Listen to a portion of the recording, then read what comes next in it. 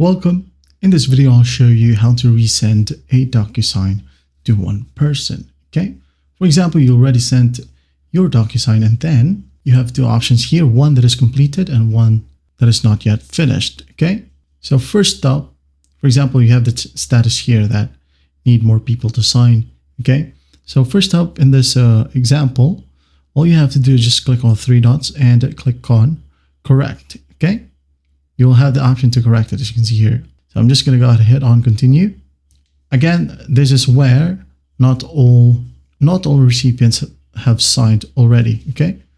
So for example, this one, as you can see, this person right here already signed. You can go ahead and remove it. Okay. You have the delete button or remove this person. Hit on delete and it's gone. And to be able to delete this person right here, you will have to add another recipient. Okay. Like so. Delete. There you go. Then you can now go ahead and hit on next.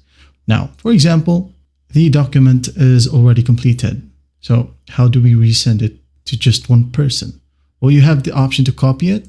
Click on all three dots or maybe forward. Okay. Click on forward. Now go ahead and add the single recipient right here. Just like that. Hit on next, edit the document. Once done, hit on send.